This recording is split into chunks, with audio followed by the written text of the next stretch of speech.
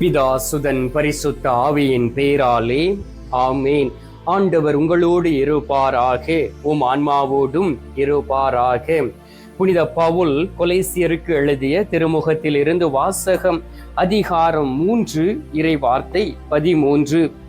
ஒருவரை ஒருவர் பொறுத்து கொள்ளுங்கள். ஒருவரை பற்றி ஒருவருக்கு ஏதாவது முறையீடு இருந்தால் மன்னியுங்கள்.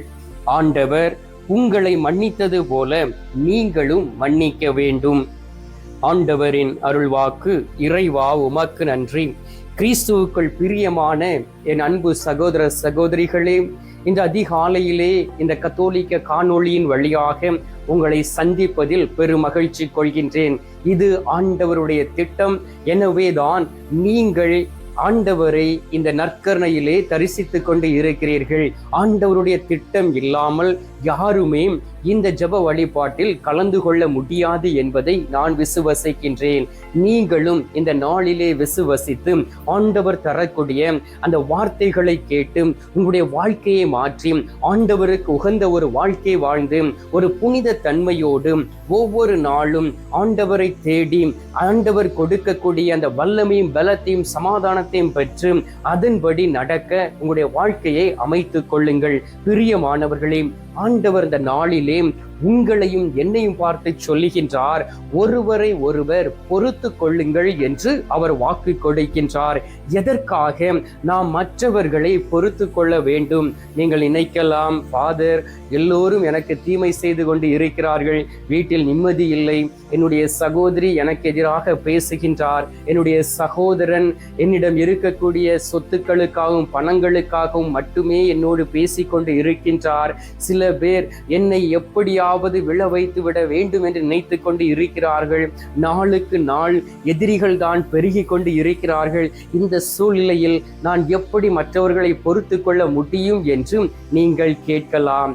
இன்னொரு வகையான மக்கள் நீங்கள் கேட்கலாம், என்னுடைய கணவர் குடித்து விட்டு வருகின்றார், வேலை செய்து கொண்டு வரக்கூடிய பணங்கள் எல்லாவற்றையும் குடிக்கே செலவழிக்கின்றார், என்னுடைய பிள்ளைகளை பார்ப்பது இல்லை, என்னையும் கவனிப்பது இல்லை, ஒரு ஏனோ தானோ என்கின்ற ஒரு வாழ்க்கை வாழ்கின்றார், நான் திருமணம் ஆனதில் இருந்து இந்த நாள் வரை நரக வேதனை அடைகிறேன் என்று சொல்லக்கூடிய மக்கள் இன்னொரு புறத்திலே மக்கள், நான் எதை செய்தாலும் எனக்கு ஆசீர்வாதம் இல்லை, மற்றவர்களுக்கு நன்மையை செய்தால் அவர்கள் வழியாகவே தீமை வருகின்றது, அவர்கள் எங்களை எதிரியாக பார்க்கிறார்கள், அதனால் நான் எப்படி மற்றவர்களை பொறுத்து கொள்ள முடியும் என்று கேட்கலாம். சில பேர், நான் இந்த உலகத்தில் நன்றாக படித்திருக்கின்றேன், வேலை செய்கின்றேன், கடினமாக உழைக்கின்றேன், ஆனாலும் வேலை செய்த இடத்திலே எனக்கு எதிரிகள் இருக்கின்றார்கள், அந்த இடத்தில் நான் எப்படி மற்றவர்களை பொறுத்து கொள்ள முடியும் என்று நீங்கள் கேட்கலாம். பிரியமானவர்களே, இப்படியே நாம் கேட்டுக்கொண்டே இருக்கலாம். பல வகையில் நீங்களும் ஏதாவது ஒரு விதத்தில் பாதிக்கப்பட்டு இருக்கலாம்.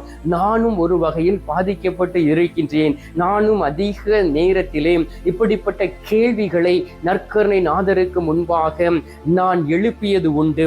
ஆண்டவராகிய இயேசு கிறிஸ்து பொறுமை உள்ளவராக இருந்தார். பரிசுத்த ஆவியின் கனிகளை கலாத்தியர் 5:22-23 வாசித்து பாருங்கள். அதில் சொல்லப்பட்டு இருக்கின்றது, கனிகளில் ஒன்று பொறுமை. நமக்கு பொறுமை வர வேண்டும். அநேக பேருக்கு பொறுமை 45 வயதுக்கு மேல்தான் வரும். எனக்குமே பொறுமை 45 வயதுக்கு மேல்தான் அந்த பொறுமையே வந்தது. நான் அதிகம் கோபப்படக்கூடிய ஒரு மனிதர் தான். ஆனாலும் ஆண்டவருடைய சமூகத்தில் அமர்ந்து ஆண்டவரோடு பேசி ஆண்டவருடைய வார்த்தையை கேட்டு ஆண்டவருடைய வார்த்தையை தியானித்து ஆண்டவருக்கு முன்பாக நின்று மற்றவர்களுக்காக ஜெபிக்கக்கூடிய வேளையிலே பரிசுத்த ஆவியானவர் அந்த பொறுமையை கொஞ்சம் கொஞ்சமாக எனக்கு கொடுத்தார். எனவே நீங்கள் திருமணம் ஆனவர்களாக இருக்கலாம், திருமணத்திற்காக உங்களை தயாரித்துக் கொண்டு இருக்கலாம், வயது முதிர்ந்தவர்களாக இருக்கலாம், அல்லது குழந்தை பருவத்தில் இருக்கலாம். நீங்கள் பொறுமையோடு இருந்தால் ஆண்டவர் உங்களை நிறைவாக ஆசீர்வதிப்பார், அந்த பொறுமைக்கு ஏற்ப பலத்தை கொடுப்பார். எனவே தான் ஆண்டவராகிய இயேசு கிறிஸ்து இந்த உலகத்தை விட்டு கடந்து செல்வதற்கு முன்பாக 2 கட்டளைகளை கொடுத்தார். முதலில் கடவுளை அன்பு செய்ய வேண்டும், இரண்டாவது கடவுள் சாயலாக படைக்கப்பட்ட நம்மளுடைய நண்பர்களாக இருக்கலாம் அல்லது நம்முடைய எதிரிகளாக இருக்கலாம், எல்லோரையும் அன்பு செய்து நாம் இந்த உலகத்தில் வாழ வாழ வேண்டும் என்று ஆண்டவர் கட்டளையாக கொடுத்தார். பிரியமானவர்களே, நீங்கள் ஆண்டவரை தேடி வந்து அவரிடம் மன்னிப்பு கேட்கிறீர்கள். இயேசுவே, நான் பாவம் செய்து விட்டேன், நான் குடித்து விட்டேன், நான் புகையிலை பழக்கத்திற்கு அடிமையாக இருக்கின்றேன், நான் உபச்சாரம் செய்து விட்டேன், நான் மற்றவர்களை ஏமாற்றி விட்டேன், களவு செய்து விட்டேன், பொய் சொல்லிவிட்டேன், குற்றம் புரிந்து விட்டேன், மற்றவருடைய வாழ்க்கையை கெடுத்து விட்டேன், மற்றவர்களை ஏளனம் செய்து விட்டேன், உம்மையும் நான் ஏளனம் செய்து விட்டேன் என்று சொல்லி உங்களுடைய பாவங்களை அறிக்கையிட்டு நீங்கள் மன்னிப்பு கேட்டு மன்னிப்பை பெற்றுக் கொள்ளலாம். ஆனால் நீங்கள் மற்றவர்களை மன்னிக்காமல் இருக்கும் பொழுது, மற்றவர்களை பொறுத்து கொள்ளாமல் இருக்கும் பொழுது எப்படி ஆண்டவர் உங்களுடைய பாவங்களை மன்னிக்க முடியும், உங்களுடைய வாழ்க்கையிலே ஆசீர்வதிக்க முடியும் என்பதை இந்த நாளிலே நீங்கள் சிந்தித்து பார்க்கும்படியாக ஆண்டவர் உங்களை அழைக்கின்றார்.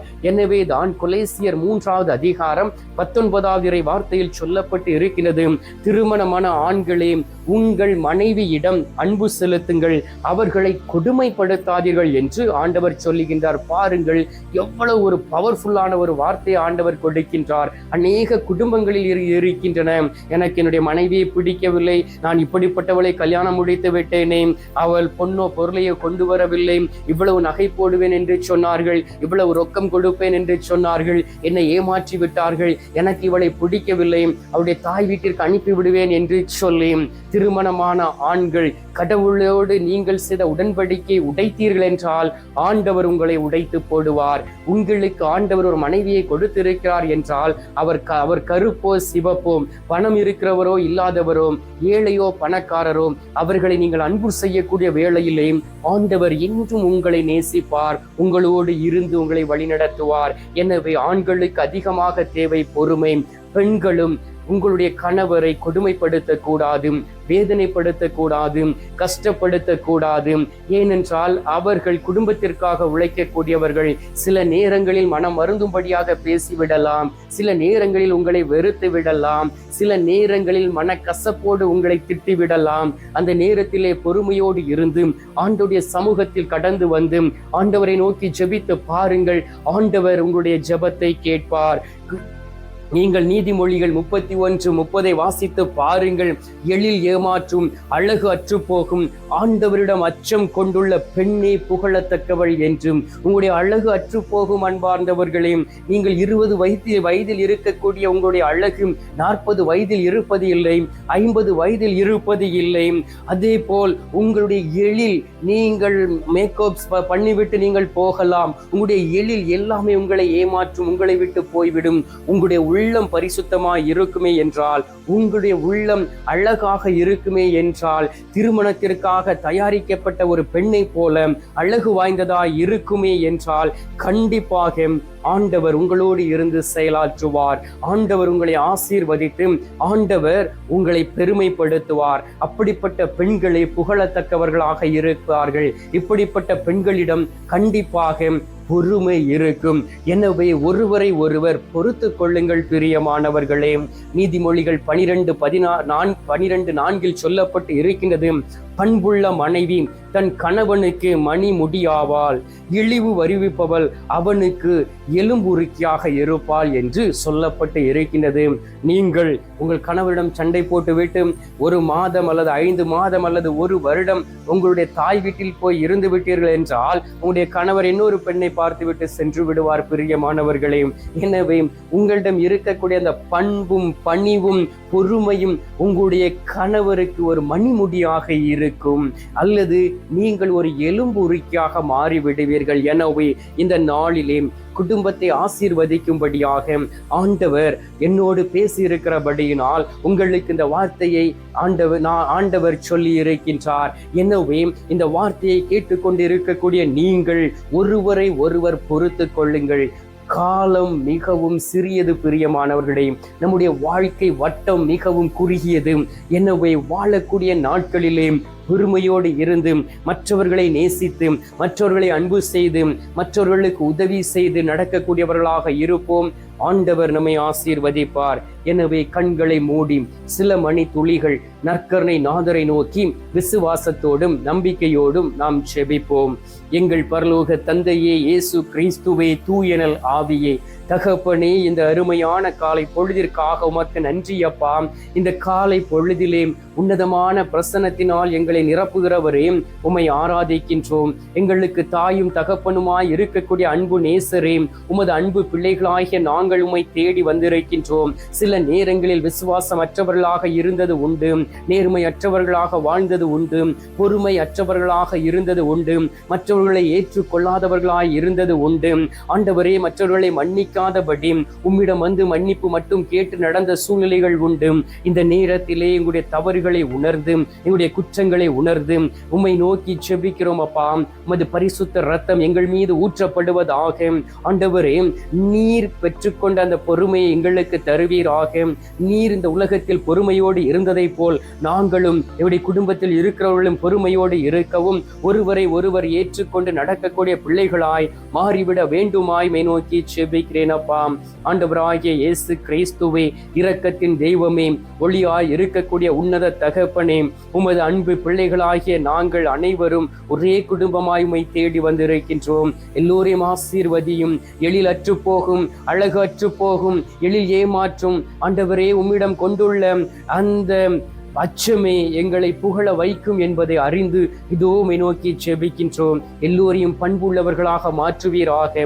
எல்லோரையும் ஆசீர்வதித்து எல்லா குடும்பத்தையும் சந்தோஷமாக வைத்துக் கொள்ள வேண்டுமாய் மை நோக்கி செபிக்கிறேன் அப்பா.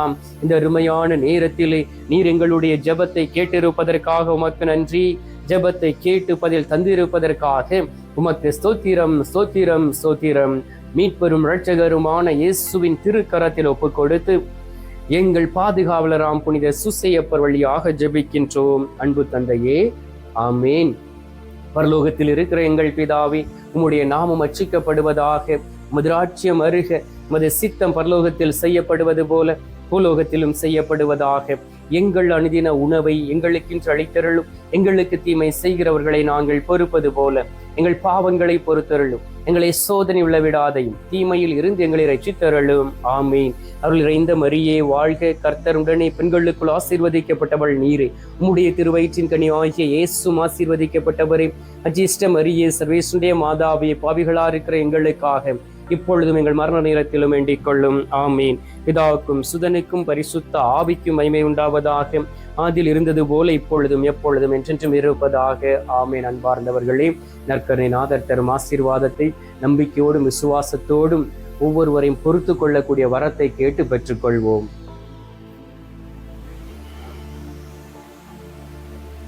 எல்லாமல்ல இறைவன் பிதா, சுதன், பரிசுத்த ஆவி உங்களை ஆசீர்வதிப்பாராக. ஆமீன்.